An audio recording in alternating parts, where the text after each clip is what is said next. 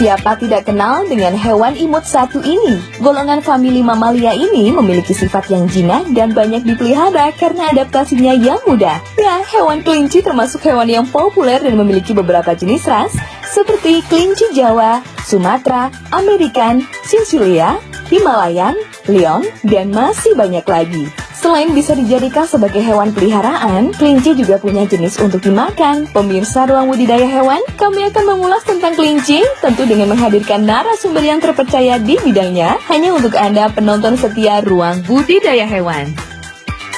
Secara kasat mata, antara kelinci pedaging dengan kelinci hias nyaris sama dan susah dibedakan. Peternak biasanya membedakan dari banyaknya daging, produktivitas, perkembangbiakan, maupun jenis bulunya. Namun bagi Anda yang ingin memulai usaha ternak kelinci, tidak perlu khawatir tentang hal satu ini, karena baik kelinci pedaging maupun kelinci ternak sama-sama mempunyai pangsa pasarnya.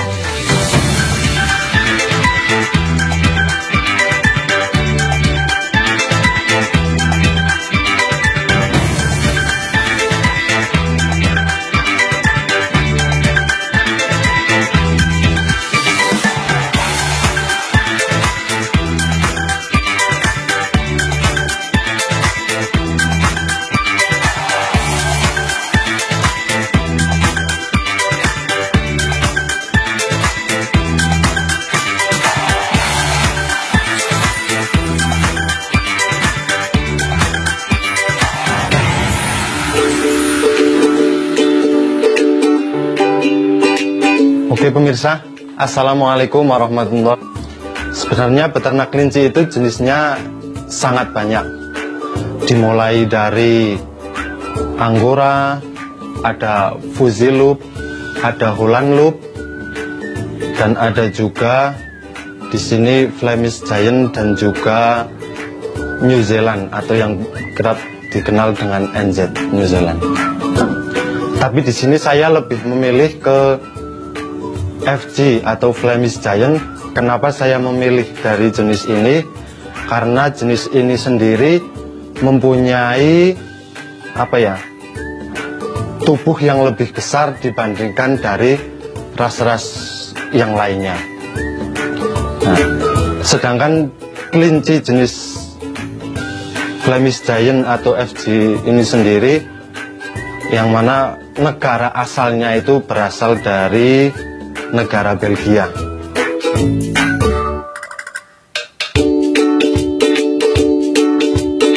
Pertama kali saya memelihara kelinci itu dari kakak saya itu memelihara masih biasa-biasalah kelinci lokal.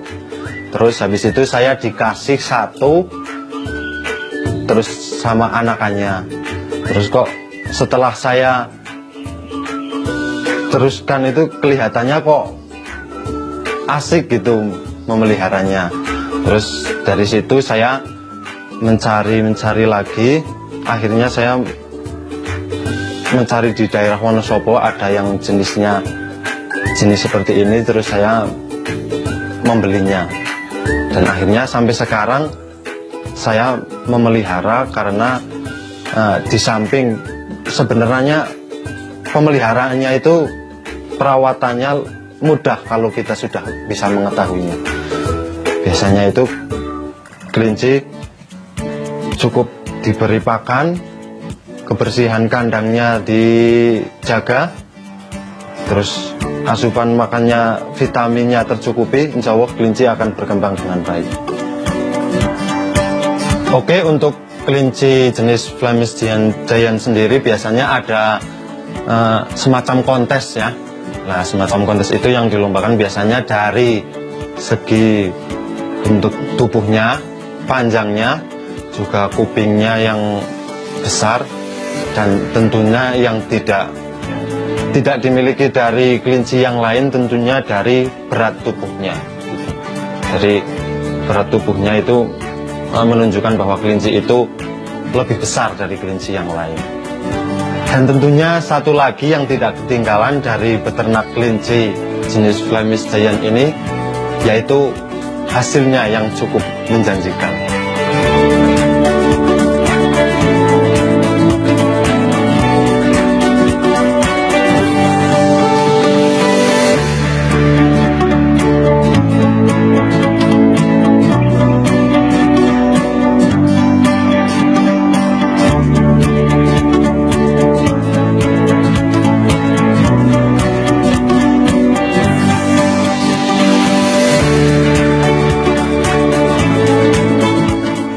jenis pedaging dapat diandalkan sebagai hewan penyedia daging berkualitas karena tinggi protein, rendah kolesterol, dan rendah lemak jenuh, sehingga cocok dikonsumsi oleh penderita darah tinggi. Daging kelinci mempunyai rasa gurih, tekstur halus, dan mirip dengan cita rasa daging ayam. Melihat besarnya manfaat tersebut dan tingginya permintaan pasar, ternak kelinci adalah salah satu bisnis yang diincar banyak orang. Banyak konsumen semakin memilih daging kelinci maupun memelihara kelinci sebagai hewan kesayangan. Pemirsa, bagi Anda yang ingin mengetahui bagaimana cara berbudidaya atau beternak kelinci jenis FG, ikuti saya. Wujudkan bersama IndiHome.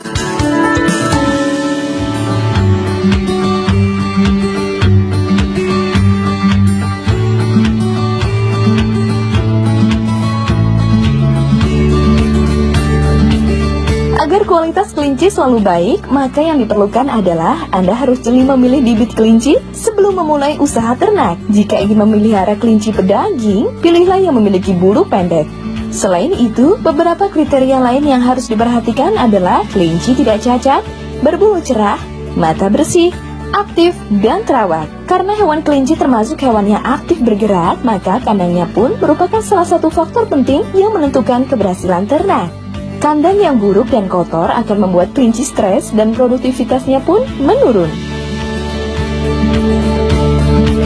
Nah pemirsa, pertama-tama untuk berternak kelinci sendiri, kita membutuhkan kandang dan memilih bibit yang baik tentunya untuk dikembangkan. Setelah itu kita bisa memeliharanya, terus memberi asupan makan atau nutrisi juga vitamin yang cukup. Terus kebersihan kandang juga tentunya harus diperhatikan.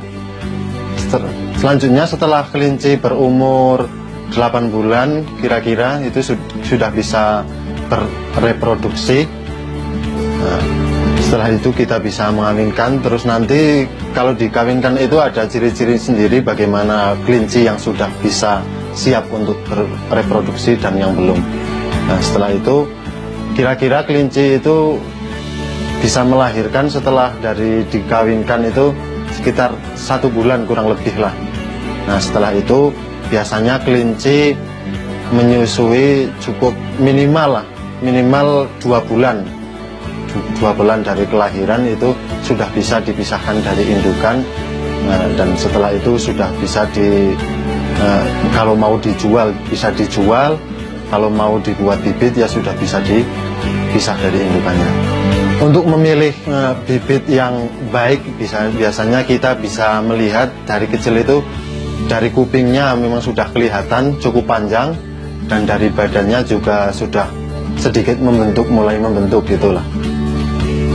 Terus perkembangan dari kelinci anakan yang mau dibuat bibit itu pertumbuhannya biasanya sudah kelihatan, yang mau bagus dan yang kurang bagus itu biasanya kalau dari orang-orang yang sudah biasa memelihara kelinci sudah bisa mengerti. Selain dari itu biasanya kita kalau mau membeli bibit, kita tanyakan saja dari peternaknya langsung, pejantannya dari ras apa, terus betinanya. Dari situ kita bisa memastikan bahwa kelinci yang mau dibuat untuk bibitan atau buat kita pelihara itu memang benar-benar dari si jantan dan betinanya itu memang benar-benar dari satu ras. Karena apa? Kalau nanti kita disilangkan ras, itu sudah bisa mengurangi dari kualitas kelinci itu sendiri. Untuk kelinci yang kita lihat agak ke ungu-unguan gitulah, itu mempertandakan biasanya si betina itu tadi sudah bisa untuk dikawinkan. Nah, sedangkan biasanya kendalanya dari kelinci-kelinci yang baru mau pertama kita untuk bereproduksi itu sulit untuk dikawinkan. Biasanya kita bisa mengandalkan herbal atau buatan sendiri yang untuk memacu agar kelinci itu sendiri bisa cepat birahi. Salah satunya dari daun kemangi bisa, Terus selain itu kalau daun kemangi sulit untuk didapatkan, kita bisa cari jalan lain dari jagung manis. Kalau dari yang alami sudah tidak bisa, kita bisa ada semacam obat suntik untuk memacu dari hormon itu tadi. Jadi yang lebih penting dari sini kita berusaha untuk mendahulukan yang alami gitulah. Kemudian untuk cara pengawinannya sendiri, kita pertama ambil si betina yang sudah siap untuk dikawinkan, terus kita taruh di kandang jantan. Tapi ingat pemirsa, jangan dibalik kelinci jantan yang ditaruh di kandang si betina. Kenapa? Karena di situ istilahnya penguasaan dari kandang itu sendiri kalau terbalik si jantan bisa berkurang gitu. Tapi kalau yang betina ditaruh di kandang si jantan, itu istilahnya ya si jantan lebih pede, itu di kandang sendiri begitulah.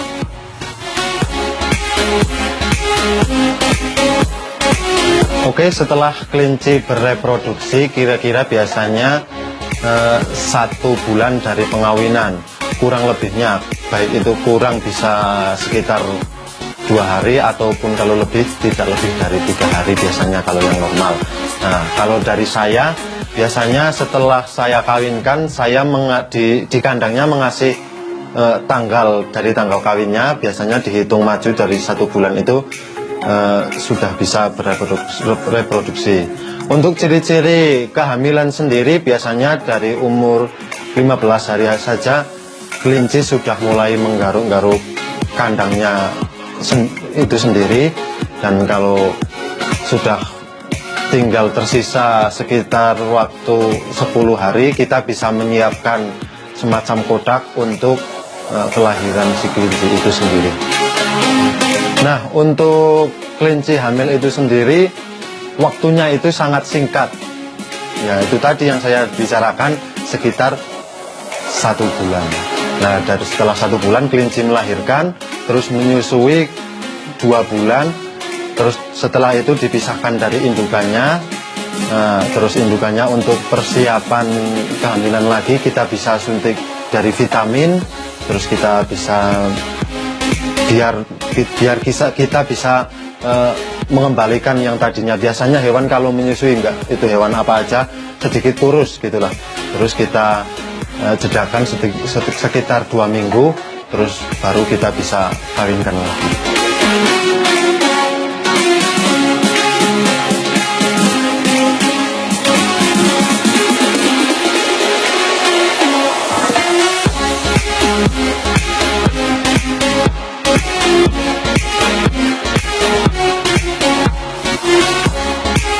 Nah, dari situ kenapa saya memilih beternak atau mengembangbiakan kelinci, karena siklus perkembangannya yang sangat cepat dibanding dari hewan-hewan yang lain.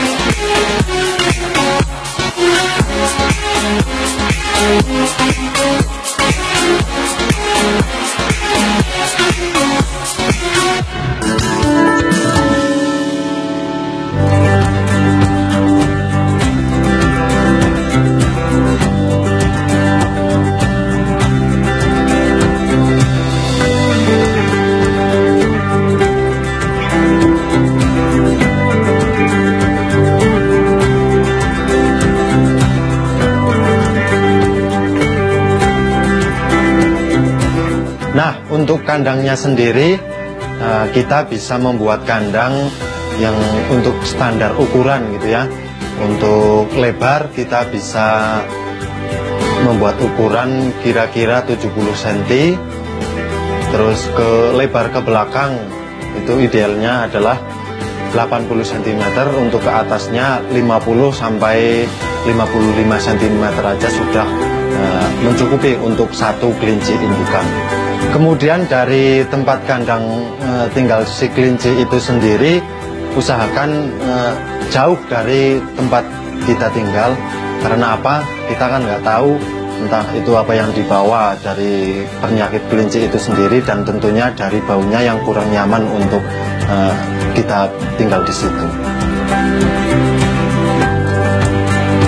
Untuk desain dari kandang itu sendiri kita buat yang semacam ada yang contoh di belakang saya ini, kira-kira dari kandang dan dari untuk menampung si kotorannya itu sendiri, bagaimana jangan terlalu dekat dengan kelincinya supaya apa?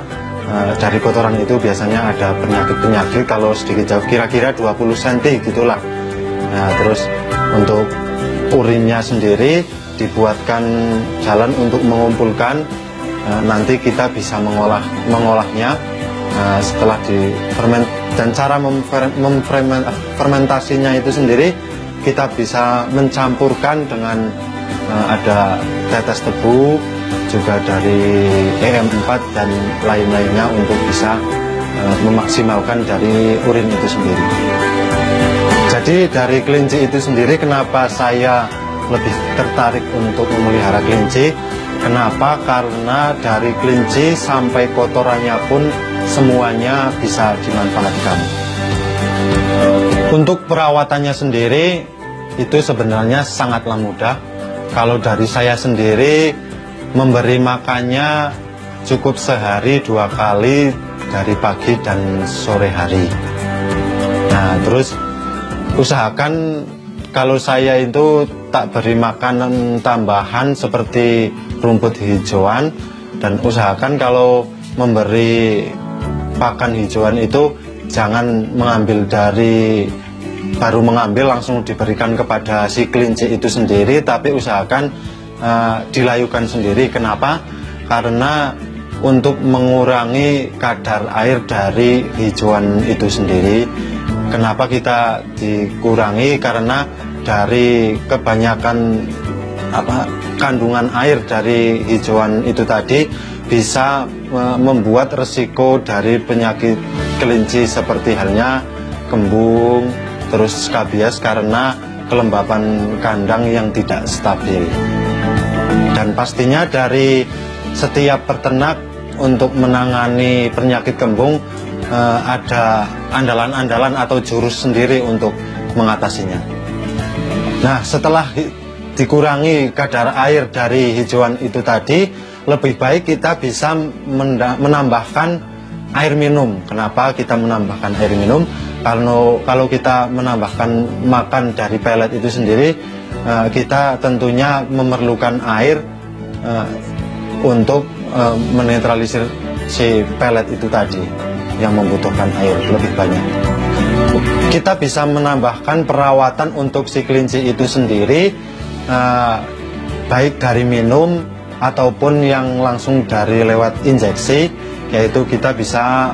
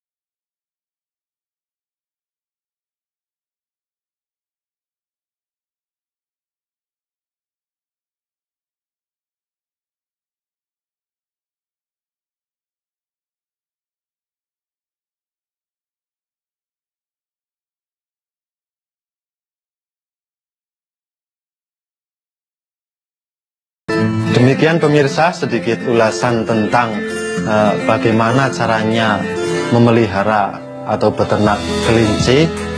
Bagi pemirsa yang ingin lebih lanjut bagaimana caranya tentang beternak kelinci, bisa datang ke rumah saya yang beralamat di daerah dataran tinggi Dieng, tepatnya di Desa Sembungan, RT 1 RW 1 Kecamatan Penjajar Kabupaten Wonosobo.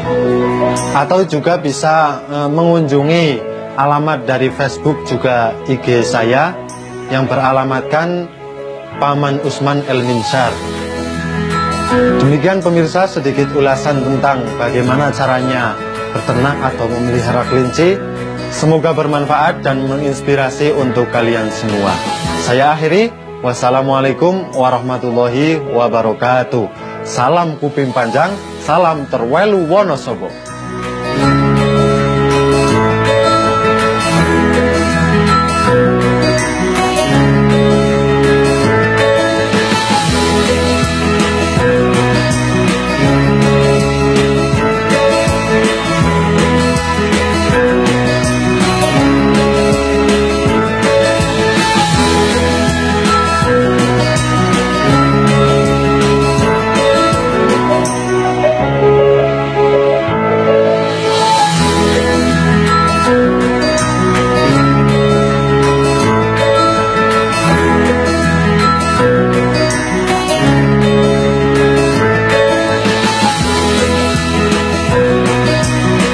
Pemirsa Ruang Budidaya Hewan, apakah Anda juga tertarik membudidayakan kelinci? Semoga ulasan episode hari ini menambah wawasan Anda dan semakin memantapkan pilihan. Karena berbudidaya berarti kita turut merespon dan mengembangkan potensi di sekitar kita. Lakukan dengan hati senang, selalu belajar dan usahakan punya manfaat untuk bersama. Sampai jumpa!